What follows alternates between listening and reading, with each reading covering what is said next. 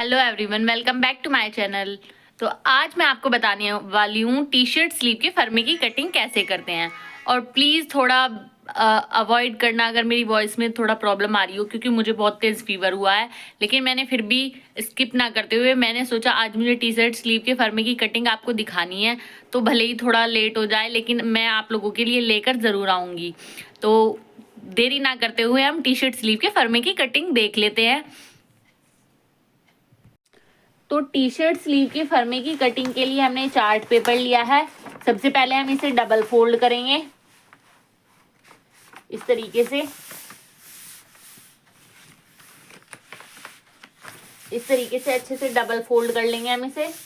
Double fold करने के बाद हमने इस पर स्ट्रेट लाइन बनानी है तो ये स्ट्रेट वैसे, लेकिन फिर भी मैं आपको बता दूं, कभी ऐसा होता है आपका फैब्रिक अनी बनी हो, तो अपनी एक हैबिट बना लो कि भले ही आप 0.25 नीचे एक स्ट्रेट लाइन बनाओ, लेकिन आप ऊपर से एक स्ट्रेट लाइन बना लेंगे इस तरीके से। स्ट्रेट लाइन बनाने के बाद मैं आपको बता दूं, इस साइड से हमारा जो भी फर्मे का पेपर होगा वो ऑन फोल्ड होगा और इस साइड से ओपन होगा।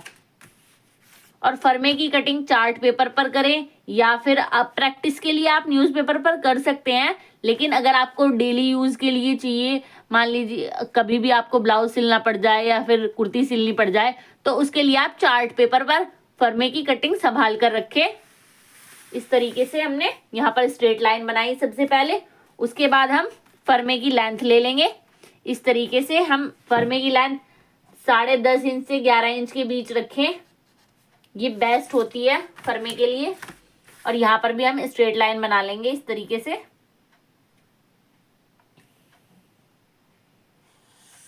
अच्छे से यहाँ पर भी हमने स्ट्रेट लाइन बना ली है। अब इसके बाद हम यहाँ पर इसकी चौड़ाई लेंगे 9 इंच।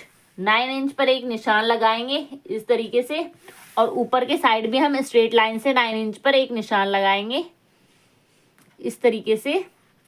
और इन दोनों लाइनों को भी आपस में मिला देंगे और एक बॉक्स बना लेंगे, एक स्क्वायर बना लेंगे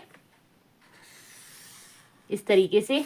ये हमारा बॉक्स बन चुका है। इसी के अंदर हम टी शर्ट स्लीव के फर्मे की कटिंग ड्राफ्टिंग के निशान लगाएंगे और कटिंग करेंगे। तो सबसे पहले हमने इंच टेप को इस तरीके से रखना है और 4.75 इंच पर एक निशान लगा लेना है इस तरीके से। देखिए 4.75 इंच पर एक निशान लगा लेना है। निशान लगाने के बाद इस तरीके से इस निशान पर इंच टेप को रखना है और 2 इंच अंदर की तरफ एक निशान लगाना है। और यहाँ स्केल की मदद से आप इस तरीके से ये स्ट्रेट लाइन बना देंगे। यहाँ पे यहीं तक बनानी है बस इस तरीके से। ये स्ट्रेट लाइन बनाने के बाद हमने स्केल को इस तरीके से रखना है क्रॉस में इस तरीके से, और जहां तक स्ट्रेट लाइन थी वहां तक मिला देना है इस तरीके से। आपस में मिला दिया है हमने इन्हें। अब इन दोनों पॉइंट को मिलाने के बाद हमने इंच टेप को लेना है इस तरीके से और यहां से 1 इंच पर एक निशान लगाएंगे। ½ इंच या 1 इंच पर लगा सकते हैं, 1 इंच पर ही लगाएं। आप हाफ इंच पर भी लगा सकते हैं। और उसके बाद हमने इंच टेप को इस तरीके से लेना है और इन दोनों लाइनों का सेंटर निकाल लेना है इस तरीके से। इन दोनों लाइनों का सेंटर निकालेंगे और सेंटर से ½ इंच बाहर की तरफ एक निशान लगाएंगे इस तरीके से।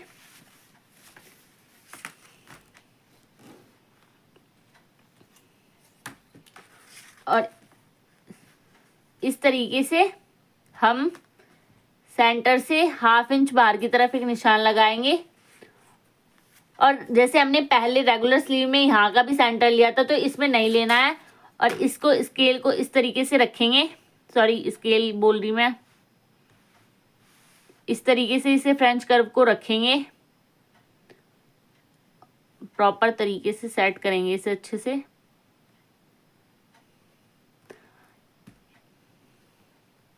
इस तरीके से सेट कर लेंगे।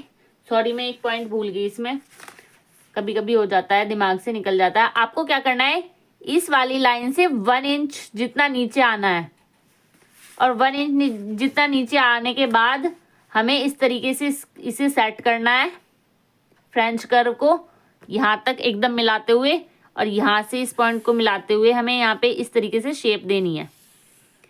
ये शेप देने के बाद आपको फ्रेंच कर्व को इस तरीके से घुमाना है, इस तरीके से घुमाएंगे और इस तरीके से देखिए शेप देंगे। ये शेप हमारी प्रॉपर यहाँ पे मिलनी चाहिए इस तरीके से, और ये जहां जा रहा है तिरछे में जाने देंगे। तो इस तरीके से हमारी ये होगी। और इसमें जो हमारी टी शर्ट स्लीव का फर्मा होता है, इसमें ना फ्रंट और बैक की शेप अलग नहीं होती, सेम होती है दोनों। और अब हम मोहरी का निशान लगा लेंगे इस तरीके से। 6 इंच पर मोहरी का निशान लगाया और 2 इंच हमने मार्जिन का ले लिया इस तरीके से। और जो हमारा ये फिटिंग लाइन वाला निशान था, यहाँ से यहाँ तक मोहरी से इस तरीके से मिला देंगे इन दोनों निशानों को आपस में, इसे इस तरीके से। तो ये हमारे टी शर्ट स्लीव का फर्मा बनके बिल्कुल रेडी है। अब मैं इसकी कटिंग करके दिखा देती हूँ आप लोगों को एक बार।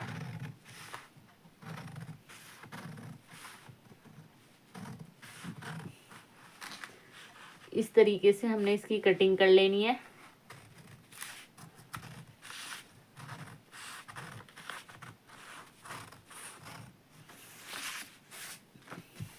कुछ रख लेती हूँ ताकि ये खिसके ना, फर्मा एकदम स्ट्रेट रहे।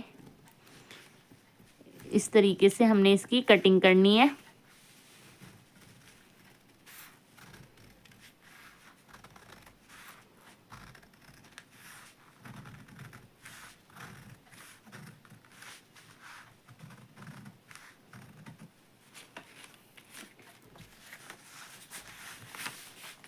ये हमारी टी शर्ट स्लीव के फर्मे की कटिंग बिल्कुल रेडी है। इसमें फ्रंट बैक कुछ नहीं होता, ये हमारी दोनों साइड से इक्वल होती है, इसमें एक ही शेप होती है। और इस फर्मे का यूज़ मोस्टली तब किया जाता है जब हम वेडिंग वेयर वगैरह बनाते हैं, पार्टी वेयर ड्रेसेस या वेडिंग वेयर, क्योंकि ये इस फर्मे की जो स्लीव बनती है उसमें एक भी क्रीज नहीं होती, बिल्कुल फिटेड बनती है, क्रीज नहीं होती है। और थोड़ा मतलब अनकंफर्टेबल होती है। जहां पर आपको 2 से 3 घंटे कोई ब्लाउज या ड्रेस पहनना है इस स्लीव से बना, तो आप इस स्लीव का यूज कर सकते हैं। जहां पर आपको कोई ड्रेस 2 या 3 घंटे पहनना है, लेकिन अगर आपको पूरा दिन पहनना है तो ये बहुत अनकंफर्टेबल होगा, आप नहीं पहन पाएंगे। आप उस टाइम पर रेगुलर स्लीव का ही यूज करें, उसी फर्मे का यूज करें। तो बाकी अगर आपको एकदम नीट क्लीन ड्रेसेस पसंद है, ब्लाउजेस पसंद है जिसमें आपको क्रीज नहीं चाहिए, देखो वो क्रीज नॉर्मल होती है जो रेगुलर स्लीव से बनती है, क्योंकि आपके हैंड को मूवमेंट करने के लिए थोड़ा स्पेस चाहिए। तो उस स्पेस को देने के लिए हम उसमें 1 इंच या 1.5 इंच की लूजिंग रखते हैं। तो उस लूजिंग की वजह से वो क्रीज आती है। और वो लूजिंग नहीं रखते हैं तो आपको एकदम जो भी कपड़ा गारमेंट बनाएंगे वो एकदम फिटेड आएगा। और फिटेड आएगा तो आपके हैंड मूवमेंट कम होंगे, क्योंकि अगर फैब्रिक स्ट्रेचेबल होगा तो आप हैंड मूवमेंट आराम से कर सकते हैं। लेकिन अगर कोई सिल्क का फैब्रिक है, कॉटन फैब्रिक है, वो स्ट्रेचेबल नहीं होते हैं, या सिल्क है या बनारसी है वो स्ट्रेचेबल नहीं होते हैं, वो एकदम जैसे आप सिलोगे बिल्कुल उसी फिटिंग के अकॉर्डिंग आएंगे। अगर आप वो ज़्यादा फिटेड सिलोगे तो वो आपको पहनने में अनकंफर्टेबल होगे। आप उसे 1-2 घंटा ही पहन सकते हो, ज़्यादा टाइम तक नहीं पहन सकते। ऐसे कपड़ों को पहनकर जो बिल्कुल एकदम फिटेड होते हैं उसे पहनकर आप काम भी नहीं कर सकते। तो इसलिए हम मोस्टली रेगुलर स्लीव के फर्मे का ही यूज करते हैं। और इसे टी शर्ट स्लीव इसलिए बोलते हैं क्योंकि देखिए टी शर्ट हमारी लूज होती है तो उसमें ये चल जाता है एकदम बिल्कुल लूज। लेकिन ब्लाउज वगैरह में अगर आप इस फर्मे का यूज करते हो तो आपको एकदम फिटिंग चाहिए। और फिटेड अगर आप इसे करोगे तो ये एकदम टाइट आएगा, कहीं से भी लूज क्रीज कुछ नहीं होगा। तो इसीलिए हम इस फर्मे का यूज तब करेंगे जब एकदम फिटेड हमें ब्लाउज या कुर्ती बनानी है। और अगर हमें अपना नॉर्मल कैजुअल में बनाने हैं तो हम रेगुलर स्लीव के फर्मे का यूज करेंगे।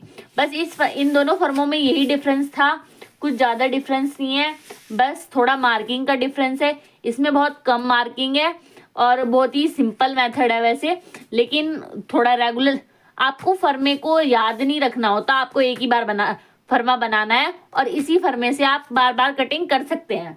तो इस पर मैं लिख भी देती हूँ ताकि ये मैं बाद में यूज कर सकूं, जब भी मैं आपको ब्लाउजेस वगैरह में स्लीव लगाना बताऊंगी तो इन्हीं फर्मों का यूज करूंगी। टी शर्ट स्लीव, स्लीव फर्मा।